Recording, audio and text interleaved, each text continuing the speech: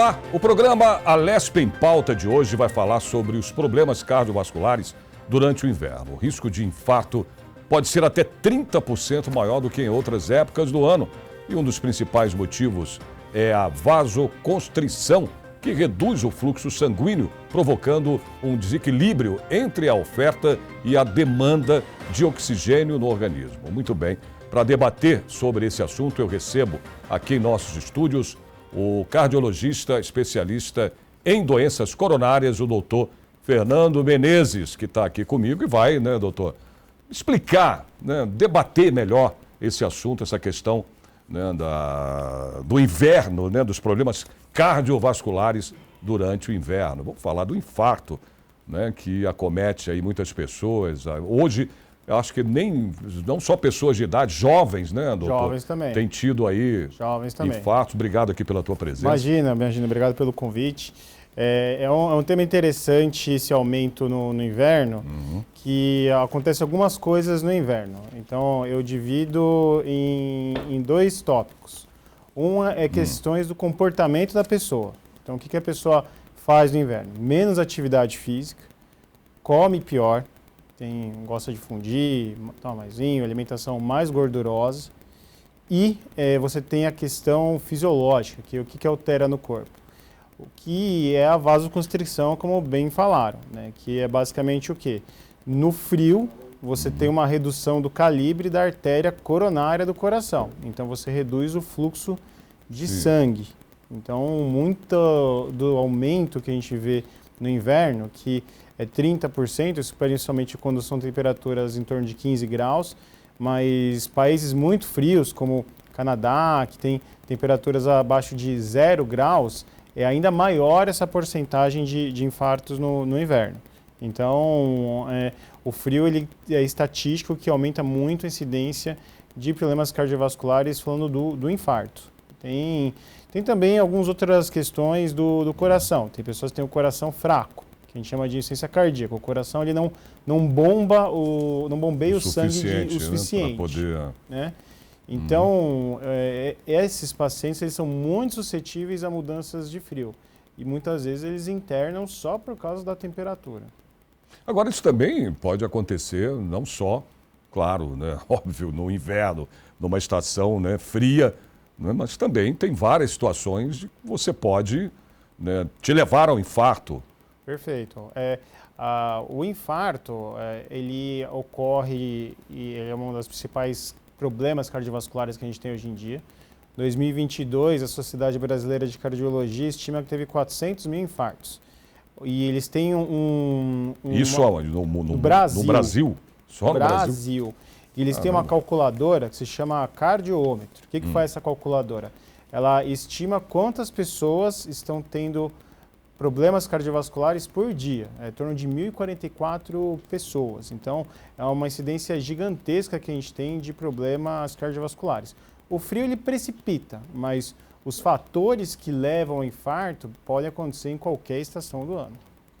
Quer dizer, são vários fatores, Sim. Que pode levar ao infarto. Sim. No caso, por exemplo, do tabaco, a própria, esses triglicérides que a gente fala, que a gente tem, alto. colesterol alto, tudo isso, a pressão alta, A gente tem fatores de risco para infarto, são condições do paciente. O cigarro, o tabagismo é o principal. A gente fala que é a principal causa de morte evitável do mundo é o tabagismo. E isso pode acometer pessoas jovens como pessoas de mais idade. Idade também aumenta a incidência de doença coronária, hipertensão, diabetes, obesidade e colesterol, que hoje em dia as sociedades de cardiologia têm sido cada vez mais agressivas no tratamento de colesterol, do colesterol ruim. A gente tem medicações novas muito interessantes e os níveis de colesterol que estamos vendo que tem redução de eventos estão cada vez mais baixos. São níveis que são tão baixos que a maioria das pessoas não consegue atingir esse nível se não estiver utilizando uma medicação específica para isso. Então, esses são os fatores de risco para o infarto. E o inverno ele funciona como um fator que precipita o infarto. Então, por exemplo, um estresse físico, a pessoa tem um estresse emocional, são fatores que precipitam. Mas o problema, a formação de placa coronária, por esses fatores de risco, já aconteceu faz muito tempo antes. Porque hoje, doutor, os jovens, hoje não, já há um bom tempo, as pessoas mais jovens têm tido esse problema, né, de infarto, aos 20 e poucos anos. Eu vejo aí situações, né, drásticas. Eu falo, meu Deus do céu. Aí a pessoa fala, mas tão novo, infartou. É cada vez mais frequente. Se analisarmos a tendência total de infarto, a princípio tem uma redução. Mas hoje em dia fazemos muito diagnóstico. A gente tem muitos exames para fazer diagnóstico e os hospitais eles estão muito bem equipados. Uma grande maioria dos hospitais tem um serviço de cateterismo. Então faz o exame e faz o diagnóstico. E isso daí consegue possibilitar o tratamento. Mas o problema de jovens hoje em dia é principalmente maus hábitos, né? Maus hábitos. Apesar de estarmos analisando uma redução do índice de fumo, né?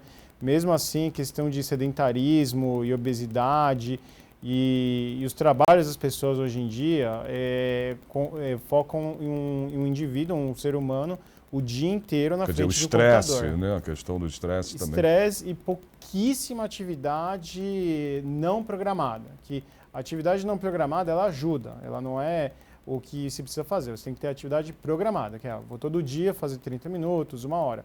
Mas durante o trabalho das pessoas hoje em dia, elas ficam horas e horas sentadas sem se mexer para nada, vai no máximo, levanta para tomar um café. Isso daí causa redução de massa muscular e vai agregando problemas cardiovasculares também. O sedentarismo hoje em dia é um problema de saúde pública. Que se fala, mas também eu já ouvi falar, né, que o excesso também de exercícios pode causar problemas. Essa é uma discussão muito interessante, né? Que atividade física precisa fazer? Precisa fazer. Tá, mas moderadamente seria o quê? Uma coisa mais... O quanto fazer que é a questão. E o que se observa que em atletas de altíssima performance né, que é até difícil as pessoas chegarem nesse nível por questão de trabalho do dia a dia, mas altíssima performance, correndo centenas de quilômetros por semana ou andando de bicicleta, isso pode ocasionar um grau de fibrose no coração também. Não infarto, mas isso pode ocasionar um grau de fibrose. Então você tem uma quantidade máxima de benefício que a atividade física faz. Quando você passa essa capacidade, e isso é extremamente individual, é difícil da gente mensurar, você não tem mais benefício e você pode começar a agregar alguns riscos sim. Então, altíssima performance realmente pode dar alguns tipos de problema. Não, por exemplo, nós tivemos, inclusive, vou até dar um exemplo agora, tivemos jogadores de futebol que morreram né, de infarto em campo. Sim. Aí você para e pensa, mas será que é porque esse atleta já tinha algum problema no coração? Ou foi devido a toda essa carga né, de física, de exercícios, de performance do atleta, que não tem eles? É exigido isso, né? Senão você não vira um atleta, não tem como. Se você não tem como... Sim, tem que ter uma atividade física e uma sobrecarga muito importante. Muito grande. Mas nesses atletas que tiveram morte súbita, é um pouco diferente desse mecanismo que eu descrevi agora. Muito provavelmente são as causas comuns que a gente tem, que é miocardiopatia hipertrófica, uma doença genética, tem outras doenças genéticas, e temos tido uma disseminação, uma verdadeira epidemia de miocardite, que é o acometimento do coração por infecções virais ou outras causas. Quando se tem uma miocardite não diagnosticada, isso aumenta o risco de arritmias. Então, se você tem a miocardite, o atleta de alta performance, às vezes, ele sente muito pouco sintoma. Ele continua fazendo a atividade dele, estressa o coração durante um problema que não foi diagnosticado, e daí sim pode ter um evento desses. mas eu a classificaria como uma questão pré-existente. Eu não diria que é exclusivamente da questão do trabalho excessivo do coração desses atletas que tiveram esses problemas. Tá. As pessoas, a gente tem muito a questão da hereditariedade, aquela Perfeito. coisa toda, quer dizer, vem de família, o pai. Isso continua sendo incidente numa pessoa, por exemplo, que tenha. Porque ela não tem nada, mas porque a família, o pai ou a mãe, tem o problema Perfeito. A gente tem cardiológico. Tem uma correlação muito grande genética com doenças. Isso pesa muito? Pesa muito, pesa muito. Algumas doenças mais, outras menos. Doenças como infarto do miocárdio, angina instável, elas têm correlação genética, mas tem muita força do que a gente chama de ambiente. O que é o ambiente? É o que a gente acabou de conversar. É sedentarismo, fumar, diabetes, pressão alta, estar fora do peso. Agora, tem doenças que são, principalmente essas que acometem os mais jovens, que são doenças que a gente chama de congênitas. E a maior representante delas é nesse sentido de ter uma arritmia que pode ser uma arritmia fatal, é a cardiomiopatia hipertrófica, que é uma doença que você tem uma alteração da fibra do músculo e isso altera como o ciclo elétrico funciona no coração. Isso aumenta a suscetibilidade para arritmias. Então, hoje em dia, com os métodos de ressonância e a cardiologia muito investigativa, a gente está fazendo muito mais diagnóstico do que a gente tinha antigamente. Então, com certeza, a genética tem uma força muito importante nas doenças cardiovasculares. Perfeito. Vamos voltar um pouquinho a falar da questão do inverno aí. Perfeito. As doenças cardiovasculares no inverno. Como é que o corpo, doutor, ele corresponde fisiologicamente, aí no caso, né, no frio intenso? A gente tem alguns mecanismos que são acionados, que, como eu descrevi, são os comportamentais. A pessoa tem um instinto aí de se alimentar mais, de poupar energia. Isso daí acaba poupando calor. E você tem alguns mecanismos também da pele, com vasoconstricção da pele, que você tem uma menor circulação. E a pressão arterial, ela tende também a se elevar. Então, você tem vários mecanismos fisiológicos que acontecem durante frio que precipitam algum tipo de problema cardiovascular. Mas isso não elimina a questão comportamental. A questão comportamental também é muito importante no inverno, né? A alimentação muito gordurosa e pouca atividade física. A atividade física ela tem que ser feita da maneira correta, nem muito, nem pouco. Mas no frio, você acorda naquele frio, embaixo da coberta, está com preguiça de levantar um pouco mais cedo para fazer a corrida de manhã. Então, isso vai causando o maior problema que a gente tem hoje em dia, que é sedentarismo. Isso daí é um dos piores problemas que a gente tem quando a gente fala de saúde cardiovascular. E o que causa, doutor, o aumento da viscosidade sanguínea no frio? O aumento da viscosidade sanguínea, ele corresponde a um mecanismo protetor do corpo, né? Que o indivíduo ele tem uma priorização de áreas de irrigação. Então, como eu falei, se você quer priorizar o calor em alguns lugares específicos. Nas mãos, nas pés, são lugares que o corpo não vai priorizar. Então, por isso que aqui eu fico com mão fria, parece que não está chegando o sangue. É exatamente isso que está acontecendo. Você tem uma priorização. Por exemplo, de eu fluxo. fico com o pé, o que esfria mesmo, para mim, é pé e mão. Pé e mão, exatamente. Acabou, velho. É o gelo. Se eu não botar meia para dormir, eu não consigo nem dormir. Exatamente. Aí muitas vezes a mulher fala, mas isso aí é pressão alta. Não, você tem... Eu já tenho pressão alta, minha predisposição, né, para hipertensão, eu já sou hipertenso, então, e a minha é bem alta mesmo, sobe, mesmo tomando remédio, doutor. Mesmo tomando medicação? Mesmo tomando medicação. Tem que dar uma alinhada. A pressão mesmo com hipertensão, a gente tem um tempo para tratar, né? Então, eu começo a tratar um paciente com hipertensão, eu não espero que a pressão dele resolva 2, 3 semanas. Mas a gente tem uma meta de todo paciente com hipertensão tem que estar nos seus 13/8 aí até 6 meses, né? Se você não tem um bom controle de pressão, você tem uma perda da motilidade hemodinâmica dos vasos. Então, realmente, às vezes você sente muito frio, às vezes as extremidades parecem que estão super frias, ou você tem um pico de pressão, parece que vem aquele rubor, aquele calor no rosto, né? Isso pode acontecer também. Então, isso faz parte de alguém que não está com a pressão bem controlada. Isso eu não tenho. Calor no rosto eu não tenho. Agora o pé... O pé frio tem. A minha pressão sempre é impressionante. Às vezes, se eu estou mais agitado, então, aí vai... E mesmo tomando a medicação, a pressão é alta. A pressão, ela é uma discussão muito interessante, essa que eu gosto de ter com meus pacientes, que a pressão, ela não deve ser encarada como um ponto fixo. A pressão, ela é uma curva. E isso faz parte de saúde cardiovascular, você ter um pico e vale. Então, ela nunca vai ser uma pressão 100% do tempo controlada. Mas ela está controlada na maior parte do tempo. A gente tem exames para isso. O mapa, por exemplo, que ele verifica a pressão 70 a 80 vezes por dia. Então, se a maioria das medidas estão na média, tudo bem, você vai ter picos, você vai ter vales.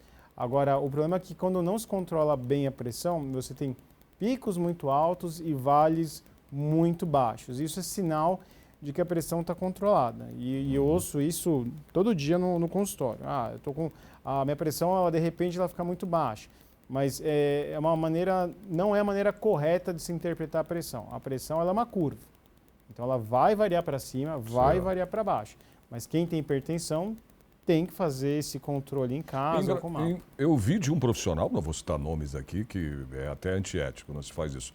Mas ele falou para mim, olha, Sérgio, não necessariamente porque você tem uma pressão lá em cima ou alta, no caso, a minha, quando ele me disse isso, a minha chegou a 18 por não sei quanto, mas por 10, por 11, né? Ele falou, não necessariamente a pessoa vai infartar, ou está infartando, não sei se isso como eu falei, a hipertensão... Procede, né? Sim, não. A hipertensão, ela tem dois efeitos nas artérias do coração. Ela tem um efeito a longo prazo, que é o quê?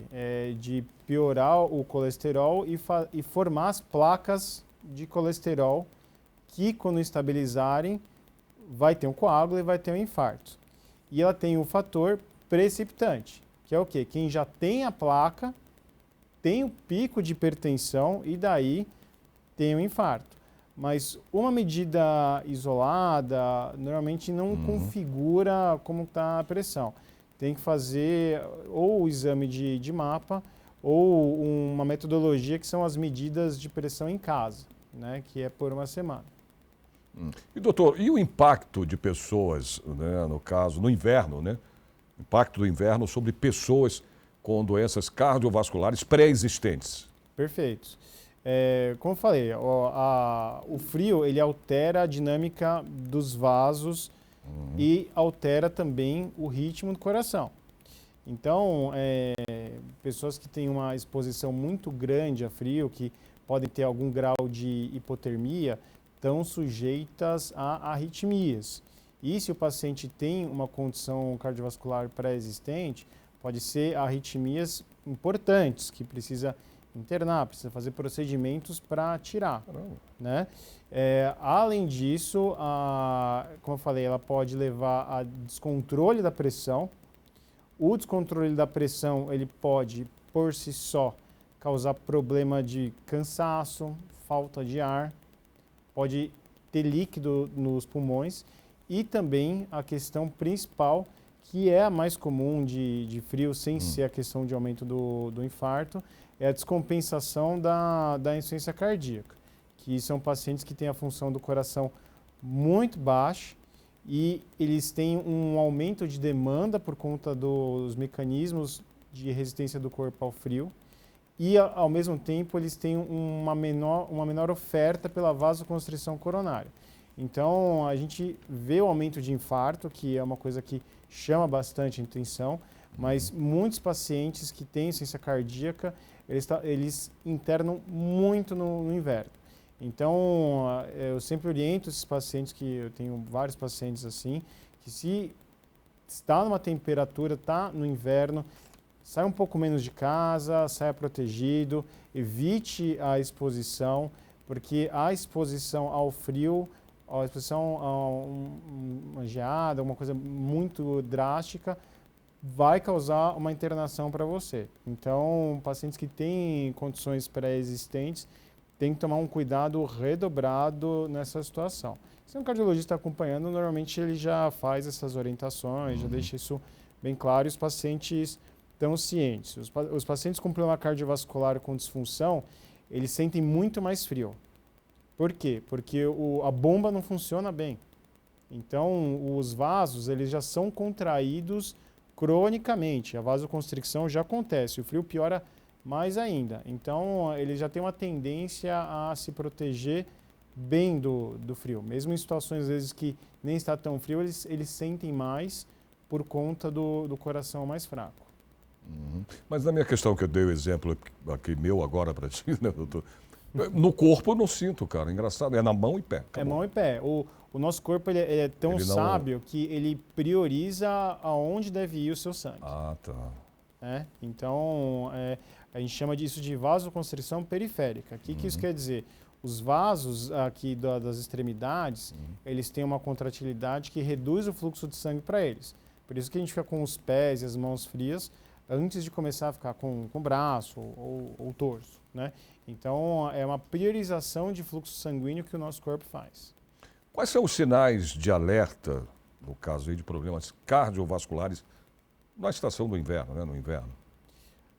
Quais são os alertas que a gente pode ter? As situações de alerta, elas não diferem muito em termos de sintomas de outras estações.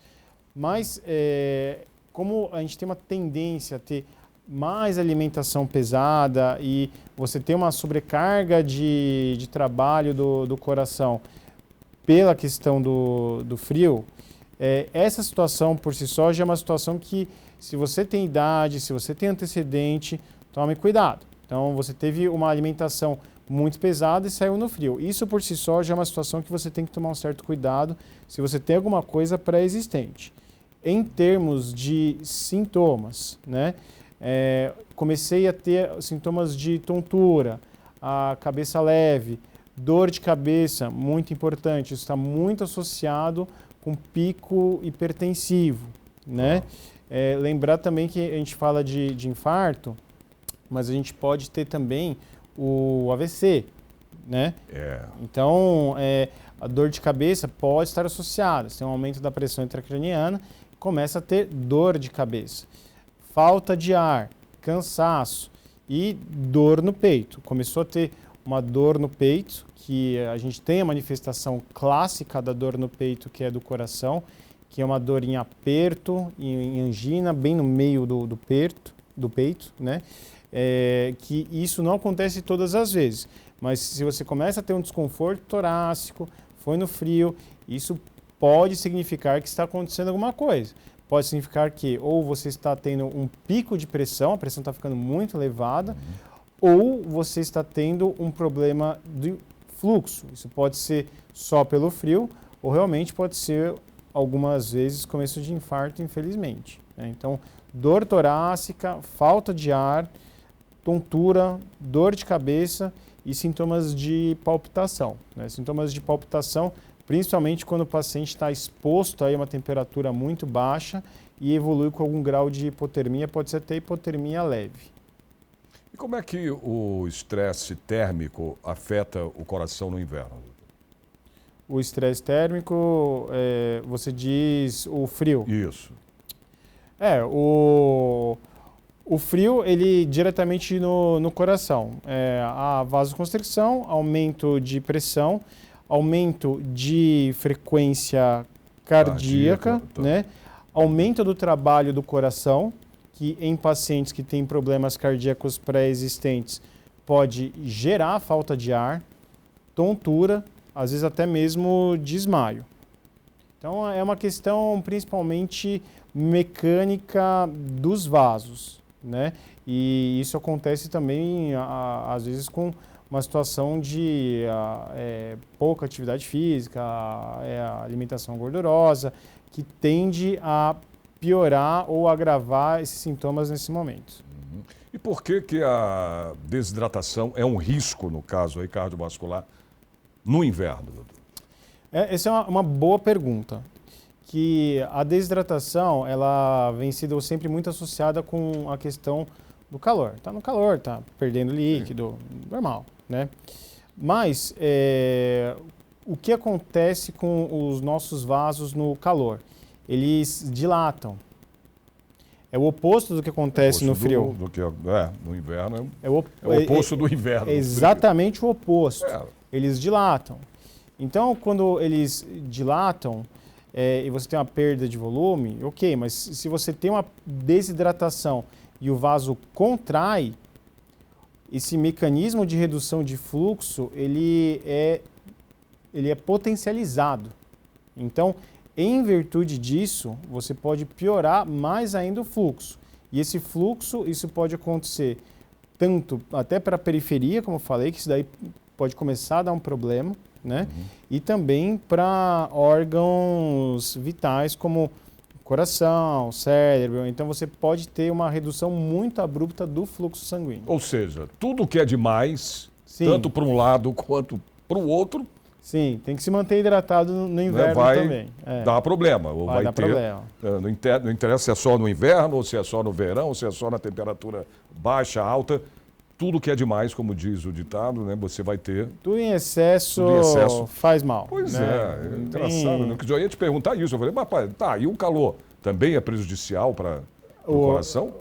O calor ele pode ser prejudicial para o coração também. Né? Desidratações muito importantes e a vasodilatação pode causar uma queda de pressão. A gente teve aquele evento na França, em 2000 e pouco, que vários idosos faleceram por ondas de calor, né? Pelo que eles chamam de heat stroke, né? Que você tem também algumas alterações cardiovasculares e em pacientes mais idosos, que eles têm uma reserva e uma resistência menor, isso pode levar a colapso cardiovascular. Então, não tem, tanto para um lado quanto para o outro, tudo em excesso realmente pode ser prejudicial. Por exemplo, eu queria falar da questão de você manter o corpo aquecido. Eu vou dar um exemplo, né, para a saúde do coração, claro. Esses alpinistas, essas pessoas que escalam montanhas aí no frio, no gelo, né, e muitas vezes acabam, infelizmente, morrendo de hipotermia, né?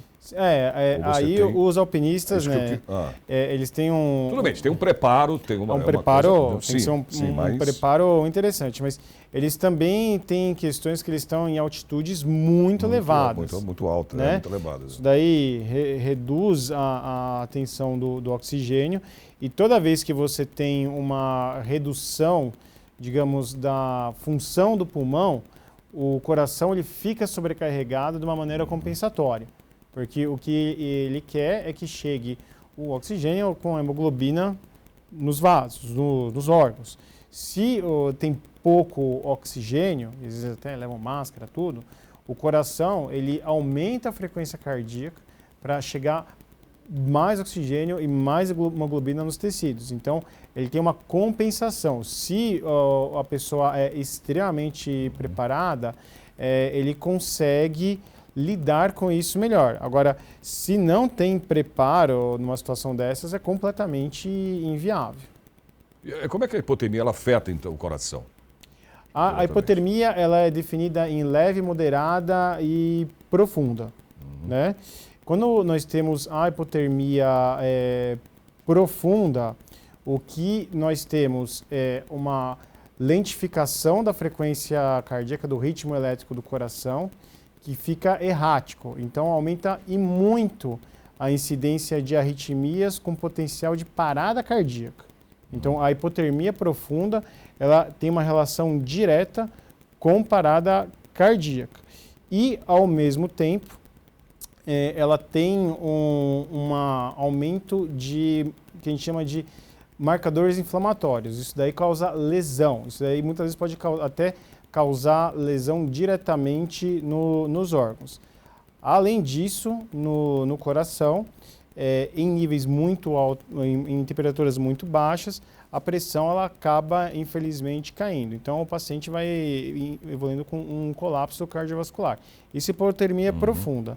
A hipotermia leve, muitas vezes, passa completamente desapercebida. Batido, né? Passa batido, se o paciente tem uma boa saúde, né?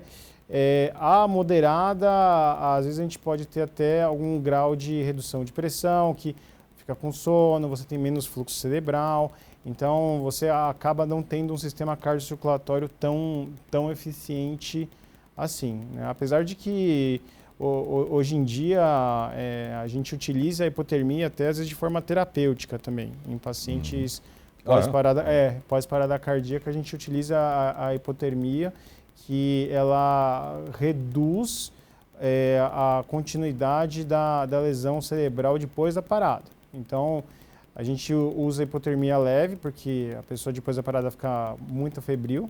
Então, tem até um propósito terapêutico da hipotermia hoje em dia que a gente utiliza em cardiologia. Uhum. E quais são, doutor, os tratamentos disponíveis aí para problemas cardíacos, né, agravados aí no caso pelo frio? Depende do problema. Se nós estamos falando do problema de infarto, não tem uma mudança específica para o frio, né? São medicações que a gente chama de antiagregantes, que afinam o sangue para o colesterol, né?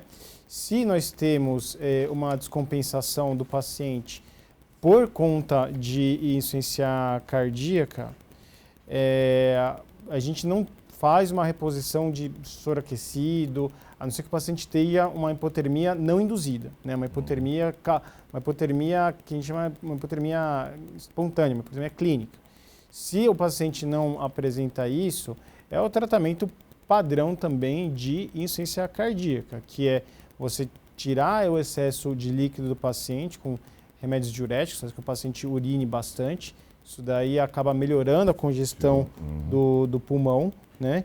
E medicações para controlar a frequência cardíaca e muitas medicações que relaxam os vasos, que isso é uma coisa que acontece muito em insuficiência cardíaca. Se a gente tem problemas de arritmia e problemas de arritmia induzidos por hipotermia, a gente tem que fazer um reaquecimento do paciente e daí é um tratamento com antiarrítmico específico. Então, varia muito de acordo com o que o paciente está apresentando. Não tem um tratamento específico para doenças do coração, um tratamento geral de doenças do coração do inverno. A gente tem um tratamento específico para cada problema, de acordo com a manifestação do paciente. E quais são assim, os problemas maiores cardiovasculares que a gente tem? Infarto, mas tem outros problemas também que podem acometer o coração, né? Os mais comuns, com certeza, são o que a gente chama de cardiovasculares, que são os que envolvem os vasos, mais comum as artérias, que é o infarto, o AVC. Esses são sem sombra de dúvida, os mais comuns e são os que mais matam. E por que eles matam muito? Primeiro, quando o paciente chega no hospital e tem um infarto, a mortalidade dele reduz muito, porque o problema é ter um infarto, não saber que tem um problema, ter um infarto no meio da rua, tem uma arritmia e com essa arritmia você tem uma parada cardíaca. Então, o paciente que não chega no hospital, que é o problema, que a gente não tem um sistema bom para tratamento desses pacientes, ainda mais aqui no Brasil, apesar de ter muitos grupos que fazem muito esforço. Isso é no mundo. Agora, quando chega no hospital, faz o cateterismo e resolve. Os outros problemas, e isso é um problema muito crescente, é o problema da insuficiência cardíaca. Isso daí é um problema de epidemia que cada vez mais vai ser mais frequente. As causas são o infarto. Por que mais frequentes ainda as causas? Ele não é mais frequente que infarto, mas ele é um problema crônico, porque a pessoa não melhora. O infarto, você, se bem tratado, resolve-se, vai seguir sua vida. A insuficiência cardíaca, não. A insuficiência cardíaca, o paciente melhora, volta para casa, tem algum período, retorna para o hospital. E é a via final de todas as doenças do coração. Então, de pressão alta, de infarto, doenças genéticas. Então, a insuficiência cardíaca ela vem cada vez mais ganhando importância em termos de internação e são pacientes crônicos, né? O problema da medicina hoje em dia são as doenças crônicas, as doenças que não melhoram independente do que se faz. Caramba, não é brinquedo não, né? Não é brinquedo fácil, não. A questão dos medicamentos, doutor Fernando, para doenças cardiovasculares, né, que eles podem ser aí, no caso, ajustados durante esse período, né, de inverno. Principalmente os antihipertensivos, né? Que você tendo uma alteração mais drástica de temperatura e o paciente que está acostumado a fazer a automedida flagra isso, você tem uma tendência à pressão ficar mais alta, especialmente na população hipertensa. Então, esses seriam os medicamentos que normalmente a gente tem que ajustar em mudanças de temperatura e às vezes até mudanças de altitude também. Tem pacientes que moram em Santos, que a pressão deles lá é boa, chega para São Paulo está um pouco mais alta. Pois é, essa diferença que é interessante, né? Eu me sinto melhor, o meu coração fica melhor, sei lá, eu me sinto melhor. Sim. Sei lá, no interior, ou na praia, no litoral, onde tem... Perfeito. O que é? É o ar, a coisa da Principalmente altitude. Altitude. Principalmente altitude. É claro que a gente, estando em São Paulo, a gente tem a questão também da nossa poluição. A poluição aqui, né? Mata, né? A nossa poluição. Pelo amor de Deus. A poluição, ela é descrita com uma evidência muito robusta, que ela descompensa o coração, descompensa a pressão, pode piorar a hipertensão, pode piorar qualquer doença cardiovascular a poluição. Então, logicamente, você tira essa questão, vai para um lugar que não tem poluição, é melhor. Mas é muita altitude. Às vezes vai para a praia, está uma altitude menor, a pressão tende a ficar um pouco mais baixa mesmo. E eu queria que você me falasse aqui o papel da vitamina D, né? Porque a vitamina D, você se expõe ali ao sol, você está tendo... Né? Tendo a vitamina ali necessária para o teu corpo, né? Principalmente durante o verão, durante, você fala, vitamina D. Qual que é, no caso aí da saúde vascular, durante o caso do inverno? A vitamina D tem uma verdadeira vedete aí de cardiologistas hoje em dia, né? Antigamente era muito orientado só para crianças, questão de raquitismo. Hoje em dia se descobriu que ela interfere em vários processos no corpo. Vários processos, muitas vezes, até de humor. Então, os psiquiatras hoje em dia dosam vitamina D a rodo. No coração, principalmente em relação a possíveis efeitos da melhora da placa de colesterol, que é o nosso grande vilão. A placa de colesterol nas artérias, que vai causar fenômenos de obstrução, causando infarto, AVC. Então, se nota que pacientes com vitamina D podem evoluir com uma melhora nesse sentido, né? E também pacientes com disfunção, com insuficiência cardíaca. Esses pacientes também têm um certo benefício. Mas é um aspecto que não é irrelevante, mas é um aspecto menor de um conjunto de medidas de vários tratamentos. É importante, mas tem outras coisas também. Uma coisa que eu queria saber muito, porque na época de frio, né, as pessoas tendem, principalmente quem bebe, a ingerir, né, mais álcool, consumo de álcool. Perfeito. No inverno. Como é que isso pode afetar o coração? O problema do consumo de álcool é que durante a ingesta você tem essa sensação de aumento de temperatura e depois você tem uma queda. Né?